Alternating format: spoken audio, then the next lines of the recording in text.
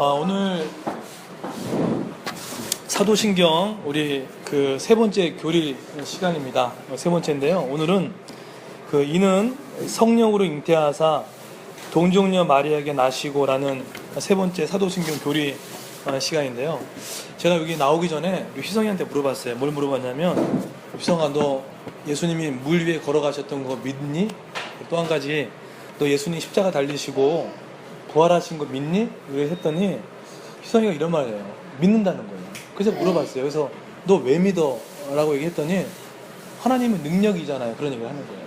그래서 사실 그 얘기 들으면서 그게 정말 믿어지냐고 좀 물어봤거든요. 믿어지냐? 그러니까 믿어진다는 거예요. 그래서 이게 하나님의 능력이라는 얘기를 하면서 어떤 마음이 들었냐면, 야, 이렇게 어린 아이들이 이런 고백도 사실은 그 아이가 뭔가 알아서의 고백이 아니라 이 믿음, 이런 고백이 정말 하나님의 선물임을 다시 한번 이렇게 알게 되었습니다. 그러면 예수님 탄생 자체가 사실은 초월적인 거죠. 신비입니다. 그렇죠? 성령을 잉태하셨다는 것 이 자체가 사실은 신비고 하는데, 오늘 이 세 번째 이 시간 가운데 예수님이 성령으로 잉태하시고 동정녀 마리아 나셨던 이 의미가 뭘까요? 이 이야기는요, 100% 하나님, 100% 인간이라는 신성과 인성을 다루는 이 교리입니다. 여러분 보세요. 성부, 성자, 성령은 하나님을 다 동일한 신성을 갖고 있는데, 유독 예수님만이 신성과 인성을 같이 갖고 계신 분이에요. 그렇죠? 그래서 여러분, 예수님이 성령으로 잉태하사, 이건 무슨 얘기하고 싶은 거죠? 이것은 예수님이 완전한 하나님이라는 뜻이에요. 그리고 예수님이 동정녀 마리아에게 낳은 것은 무엇이죠? 완전한 인간이셨던 것을 이렇게 표현을 한 겁니다. 그 하나님이 인간이 되시는 방법은, 그 성령으로 잉태되는 것은 이 하나님의 초자연적인 능력만으로 가능한 것이고, 이것은 예수님이 신성을 가지는 분, 그러니까 예수님 누구라는 얘기죠? 하나님이라는 분인 거예요. 마구간에 태어나서 가난한 장자로 태어났던 그런 인간 정도가 아니라 하나님이셨다는 거예요. 물론 인간이지만은 그분이 하나님이고, 우리가 여러분 기도하고 의지하는 그 대상이 누구냐고요? 이게 하나님이시라는 거예요. 그 이야기를 지금 하고 있습니다. 근데 이 고백이 왜 중요하냐면요, 헬라 철학과 히브리 유대 사상들을 잘 아시면은 이게 정말 중요한 신앙의 고백이구나 알 수 있어요. 여러분, 그 헬라 철학자들은 어떻게 얘기를 했죠? 물질은 뭐가 그랬죠? 악하다고 얘기했거든요. 영은 강하다고 얘기를 했죠. 그래서 예수님이, 하나님이 인간의 육신을 입을 수 있다, 없다? 없다는 거예요. 어떻게 하나님이 그 더러운 인간의 육신을 입고 왔냐? 이렇게 생각할 수 있다는 거죠. 이게 헬라 철학의 그런 사고였습니다. 그러니까 그 당시 신학시대 때, 헬라 이 시대 때는 이 자체가 이거는 아주 이상한 얘기였던 거죠. 그렇죠? 두 번째로 어떤 사고가 있었냐면, 히브리 철학자들은 어떤 생각했냐면요, 히브리 사고가 뭐죠? 사상 배경에는, 여러분, 히브리인들, 이 유대인들의 사상 배경이 뭐가 있냐면은, 예수님과 성부 하나님이 동등됨을 한다는 것을 받아들였습니까? 안 받아들였습니까? 안 받아들였다는 거예요. 이거는 상상할 조차도 없는 거예요. 어떻게 인간이 자신의 여호와 하나님과 하나가 될 수 있냐는 거예요. 히브리 사상으로는 절대로 용납될 수 없는 그 이야기예요. 그렇죠? 근데 그들은 어떻게 봤냐면요, 예수님이 영원한 존재가 아니라는 얘기예요. 영원한 존재도 아니고 피조된 존재. 근데 피조된 존재 중에 가장 으뜸인 존재, 그렇게 생각했다는 거예요. 누가요? 히브리인들의 사고에는. 근데 그러나 신성과 인성은 성경에서 계속해서 증거하고 있는 내용 중에 하나가 있습니다. 여러분, 그 예수님이 완전한 인간이라는 것, 성경적 근거 어디가 제일 많이 나올까요? 물론 많이 나오겠지만 누가복음 2장에 상당히 많이 나옵니다. 누가복음 2장에 어떤 내용 나오죠? 예수님의 탄생, 출생, 성장, 발달 과정이 아주 그냥 잘 나와 있어요. 그죠? 그리고 또 뭐 나왔죠? 배고픔 나옵니다. 또 목마르셨고, 또 자지 못함에 대한 것도 나오시고, 기쁨, 슬픔, 사랑, 놀람, 분노, 이 모든 희노애락이 다 갖고 오신 분이었던 거예요. 그러니까 이분이 완전한 인간이셨다는 거예요. 100% 인간이었다는 거예요. 자, 그러면 그런 성경의 증거가 있습니다. 아, 예수님은 하나님이셨지만 그것도 인간이셨구나. 이게 성경에 기록된 겁니다. 그러니까 이건 믿음으로 받아야 될 영역인 거죠. 그렇죠? 두 번째로 예수님이 신성이라는 거는 어떻게 알 수 있죠? 예수님이 하나님이라는 신성을 얘기할 때는요, 아버지와 나는 하나다. 이거 누가 얘기하신 거죠? 예수님이 얘기하신 거거든요. 예수님이 얘기하셨는데, 이 얘기가 뭐죠? 예수님은 나는 하나님이라는 뜻이에요. 그래서 보시면요, 나는 뭐뭐이다. 나는 뭐뭐이다. 에고 에이미. 헬라어로 에고 에미라 쓰거든요. 에고 에미. 나는 뭐뭐이다. 요 내용이 6장, 8장, 10장, 14장에 이런 패턴이 있어요. 나는 누구이다. 나는 길이요 생명이다. 나는 뭐뭐이다. 나는 뭐뭐이다. 이렇게 얘기했다는 거예요. 근데 이 표현이 뭐와 연결되어 있죠? 구약의 여호와 하나님의 나타날 때가 비슷한 거예요. 나는 스스로 존재한다와 동일한 선언인 거예요. 그러니까 이 얘기를 들었던 유대인들 사고는 어떤 거죠? 이거는 이거는 허경이 와가지고 공중부양하고 나는 정말 자기가 뭐지 신이라는 거예요. 그런 얘기가 비슷한 거예요, 사실은요. 충격적이었던 겁니다, 그 당시 때는. 그렇죠. 나는 하나님이다. 근데 그분에 대한 그 기록된 게 많이 있죠. 오병이어 사건도 마찬가지고, 물 위에 걸었던 것도 마찬가지고요. 자, 그럼 물어볼게요. 이런 질문하죠. 근데 이 교리가 왜 중요합니까? 왜 예수님이 100% 하나님이 되셔야 되고, 왜 예수님이 100% 인간이 되셔야 됩니다? 왜 되셔야 되죠? 이 교리가 너무 중요해요. 왜 그럴까요? 첫 번째로, 왜 100% 하나님, 예수님이 인간이어야 되죠? 이유는 다 몇 가지 있는데 이겁니다. 우리가 그 아담의 후손으로 태어난 모든 사람이 죄인 된 것으로 아담이 뭐의 대표자죠? 인류의 대표자로 죄를 지었기 때문인 거예요. 여러분, 천사나 동물이나 인간의 죄를 대신하는 형벌 받을 수 있다, 없다? 못 받아요. 인간이었어야 돼요. 그렇죠? 인간이었어야 됩니다. 네, 그죠? 그리고 아담이 지은 죄 문제를 누가 해결할 수 있습니까? 반드시 인간이 됐어야 돼요. 그리고 또 우리의 모범이 되어야 되고 또 우리의 고통과 연약함을 도울 수 있는 사람이 됐어야 됩니다. 그래서 예수님이 완전한 인간의 모습으로 올 수밖에 없었다는 거예요. 자, 그럼 두 번째로 왜 예수님이 100% 하나님이 되셔야 되겠죠? 왜 그렇습니까? 뭐 여러 가지 이유인데 딱 한 가지 좀 이거예요. 우리의 그 죄에서 구원해줄 능력이 있는 게 그 능력이 있는 분이 누구입니까? 하나님밖에 없는 거예요. 근데 100% 인간인데 죄 없는 인간이 있습니까? 없습니까?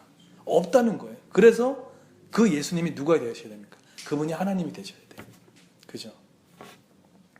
그러므로 우리는 예수님과 완전한 하나님 동시에 완전한 인간이 되심으로 하나님과 인간 사이를 연결해주는 중보자가 되신다는 생각입니다. 자, 동정녀에게 잉태하시고 마리아에게 나셨던 이 내용의 본문 배경이 어디서 출발되죠? 누가복음 2장에 나옵니다. 1장에 나옵니다. 그죠? 1장에 나와요. 천사 가브리엘이 하나님 보내심을 받아가지고 갔습니다. 너 아이를 베겼다고 그 얘기를 하죠. 그랬더니 뭐라고 얘기하죠? 마리아가 나는 한 번도 남자를 가까이 하지 않았다고 그 얘기를 하잖아요. 그죠? 근데 그러면서 천사 가브리엘이 했던 말이 뭐죠? 하나님의 모든 말씀 뭐 한다고요? 능하지 못하심이 없느니라.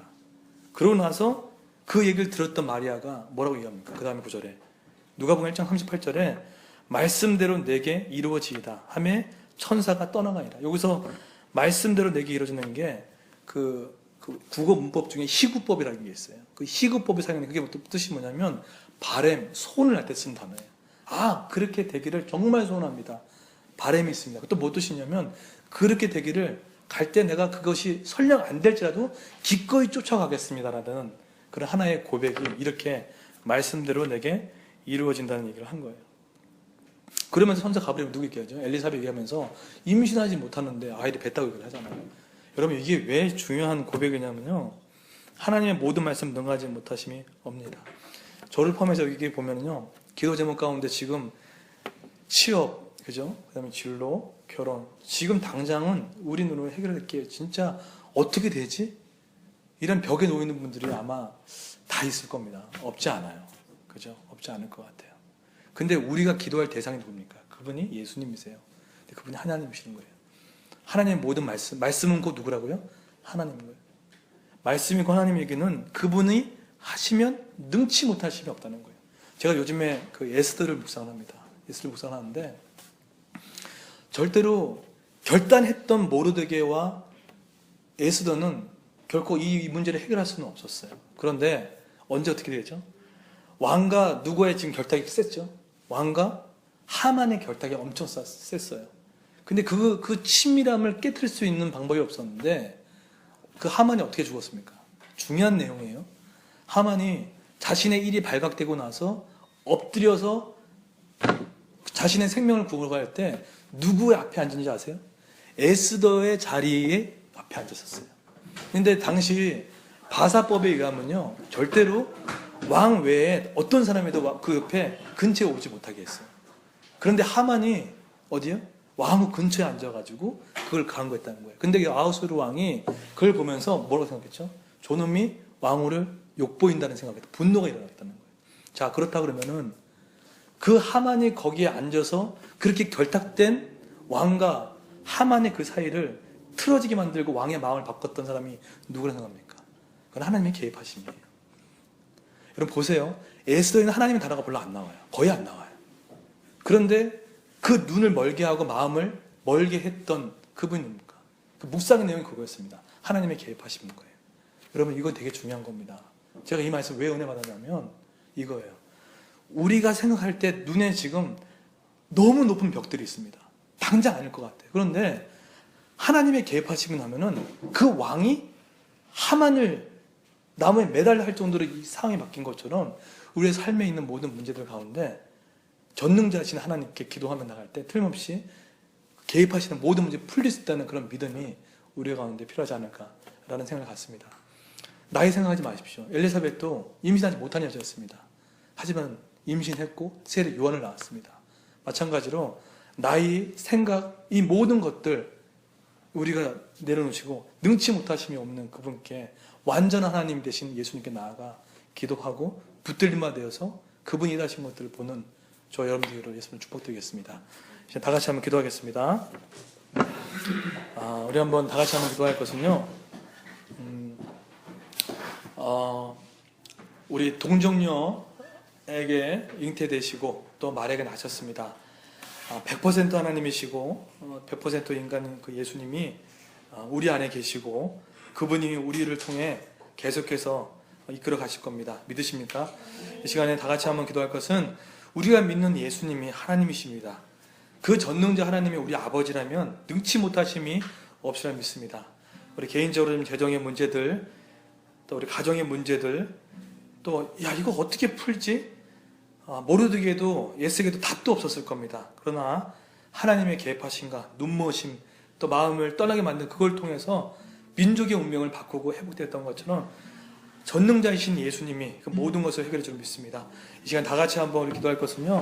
먼저 우리 기도하겠습니다. 여러분 개인적으로 벽이라고 생각했던 것들, 하나님 어떻게 나는 남자를 가까이 하지 않는데 어떻게 잉태할 수 있겠습니다. 이건 인간의 눈이지만 하나님이 하신다면 하실 수 있음을 믿고 이 시간에 여러분 개인적인 기도 갖고 우리 진로와 우리 취업 가운데 우리 또 결혼의 문제 가운데 우리 하나님 앞에 우리 예수님 앞에 나아가서 부르짖는 시간 같이 갖도록 하겠습니다. 같이 한번 기도합니다. 기도하겠습니다.